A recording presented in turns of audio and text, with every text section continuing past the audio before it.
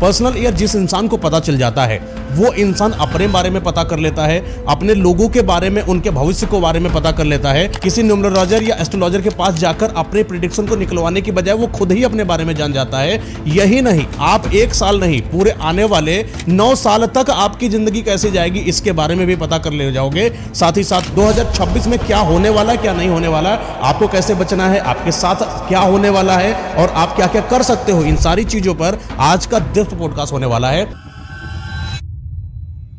अब आते personal year number 6 पे।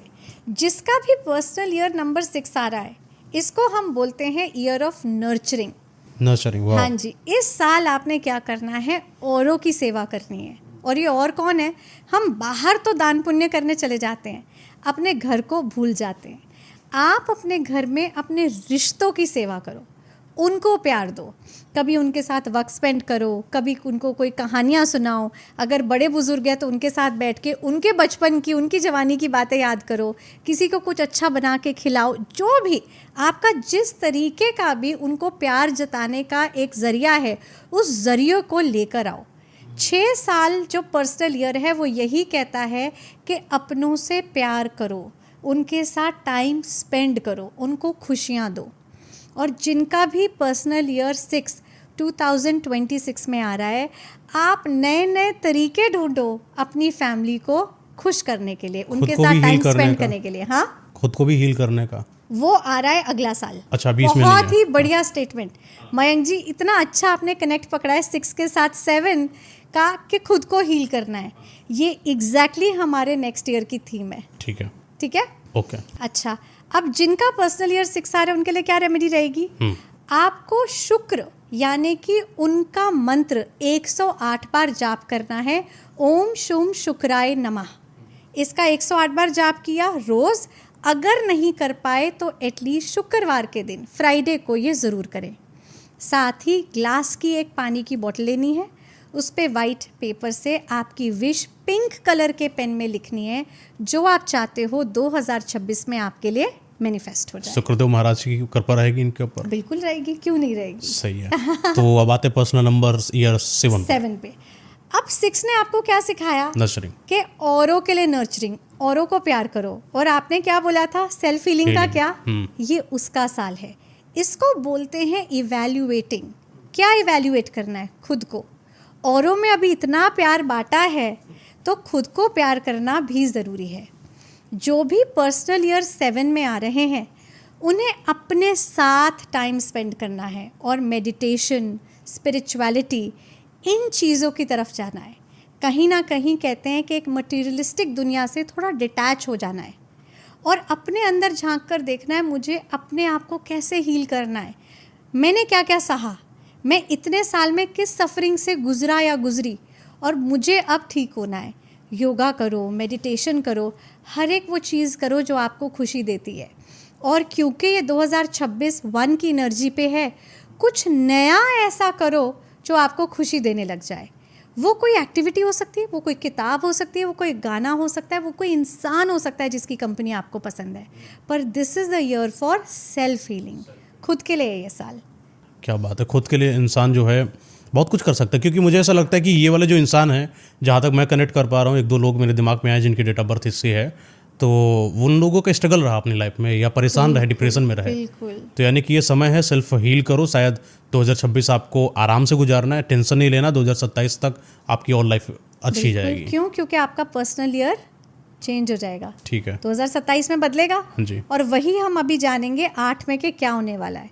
सब कुछ चौंकाने वाला है पर्सनल ईयर 8। ठीक है, अब पर्सनल ईयर 7 की रेमेडीज़ की बात करते हैं। पर्सनल ईयर 7 की रेमेडीज़ में आप जानते हैं कि हम 7 नंबर केतु जी का मानते हैं। ठीक है, केतु जी के लिए आपने गणेश जी की आराधना करनी है। तो आप ओम गण गणपतये नमः का 108 बार जाप करें मंगलवार के दिन। और अगर आप ये रोज़ कर लें तो इससे अच्छा कुछ भी नहीं। ठीक है, और साथ में आपने पानी की एक बोतल लेनी है, उस पे वो ग्लास की बोतल होनी चाहिए, उस पे एक वाइट पेपर लगाइए, उस पे ब्राउन पेन से आपकी एक विश लिख दीजिए जो आप चाहते हैं कि 2026 में आपके लिए मैनिफेस्ट हो जाए। ठीक है, ठीक है। अब हम आए पर्सनल ईयर नंबर 8। हमने अभी तक इस साइकिल में क्या क्या देखा? हमने देखा कुछ बिगिन हुआ, फिर हमने देखा कनेक्ट हुआ, कुछ क्रिएट हुआ, बिल्ड हुआ, चेंज भी हो गया, फिर हम फैमिली में नर्चरिंग में चले गए, फिर हम खुद की नर्चरिंग में आ गए, ये सब हो गया ना। तो ईयर नंबर 8 को बोलते हैं एक्सपेंशन। अब आया टाइम कुछ बढ़ाने का। जिसका भी पर्सनल ईयर 8 2026 में आ रहा है वो एक नए लेवल की एक्सपेंशन अपनी लाइफ में कर सकते हैं। एक्सपेंशन से क्या मतलब है, आपने इतने साल जो भी सहा है, ये साल आपको फाइनेंशियली वो रिजल्ट देना स्टार्ट करेगा जिसमें आप अपने मटेरियल एसेट्स भी बना सकते हो। जब लोगों को घर बनाना है, गाड़ी लेनी है, एक्सपैंड करना है बिजनेस को, टीम को, परिवार को, जब भी कोई चीज़ आप बढ़ानी है तो ये वाला पर्सनल ईयर आपको सबसे ज़्यादा बेनिफिट देगा। और यहीं पे आप एक ऑल्टरनेट थ्योरी देखोगे कि लोग बोलेंगे अगर आपका मूलांक 8 है और ये 1 का साल है आपको दिक्कत देगा। अग्रीड, मैं भी एज अ न्यूमरोलॉजिस्ट इस थ्योरी के बारे में खुद बात करती हूँ, पर ये आपका मूलांक नहीं है, पर्सनल नंबर ये है। आपका पर्सनल ईयर 8 है। ये आपको एक्सपेंशन के लिए बुला रहा है।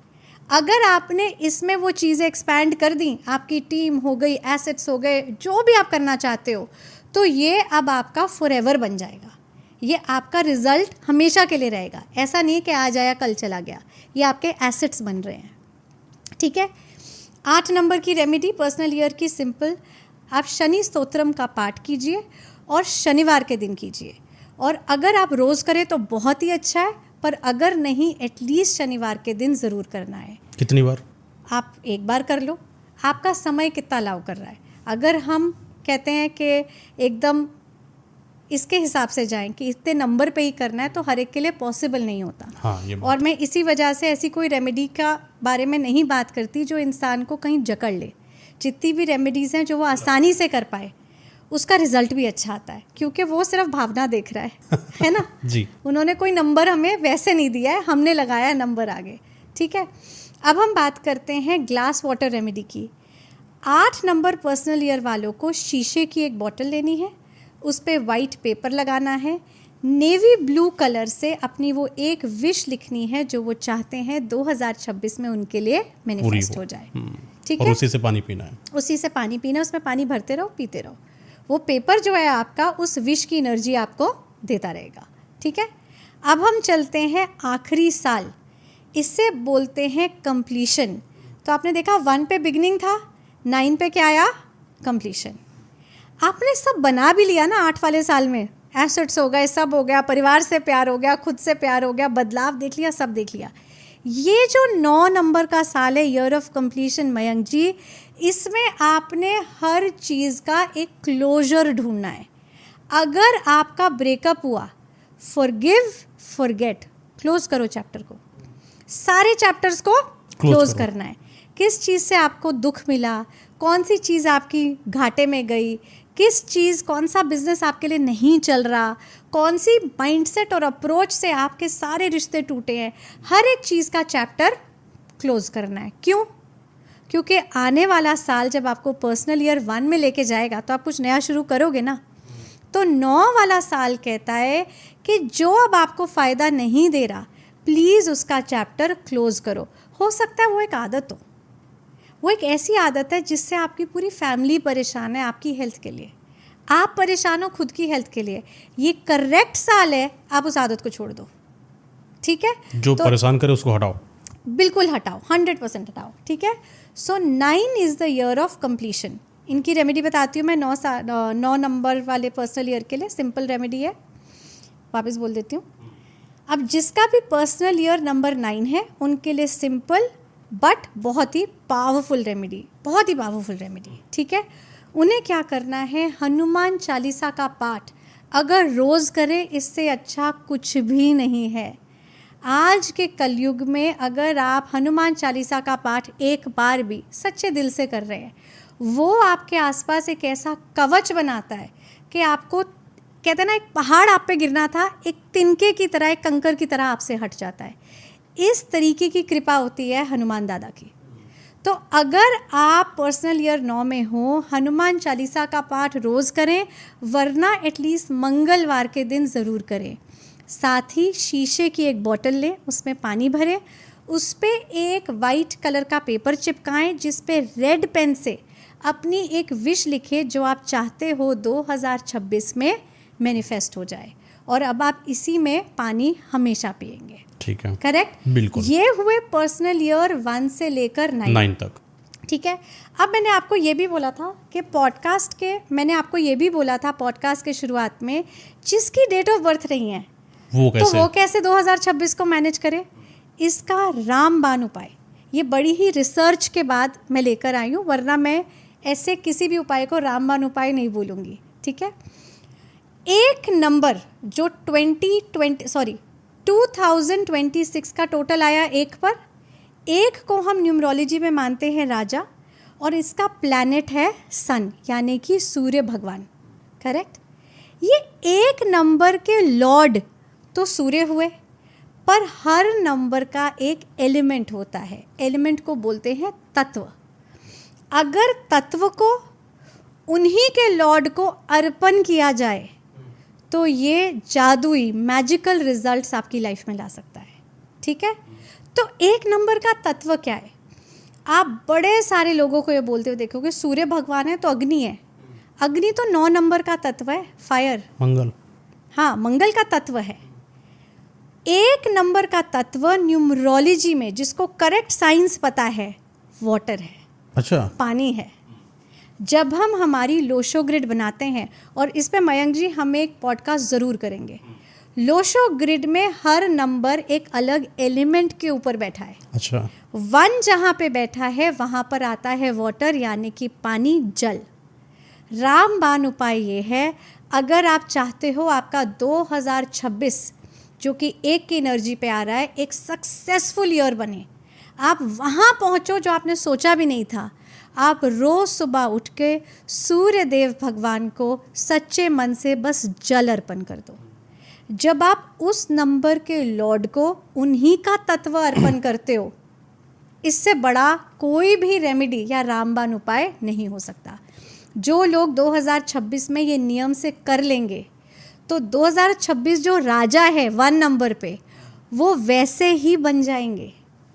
ये 2026 में राजा बनने की रेमेडी मैंने आपको बता दी है। करेक्ट? एक चीज़ और, मैं अपनी स्टडी से कुछ ऐसे फैक्ट्स लेके आई हूँ कि 2026 एक ग्लोबल लेवल पे कैसा होने वाला है। ये स्टडी इतनी इंटरेस्टिंग भी है, कहीं कहीं पे भयंकर भी है, क्योंकि 1 नंबर का साल जब जब आया मयंक जी, या तो उसने हमको बहुत कुछ अच्छा दिया है या उसने हमसे बहुत कुछ ले लिया है। तो इसलिए इस साल को हिस्ट्री के साथ एनालाइज करना बहुत ज़रूरी है। अब तक सब क्लियर है कि 2026 का टोटल 1 है यानी कि राजा, जिसे मैंने न्यूमरोलॉजी में आपके यहाँ पे एक पॉडकास्ट भी किया था, उसे हमने एक कैरेक्टर दिया था कि 1 नंबर यानी कि राजा।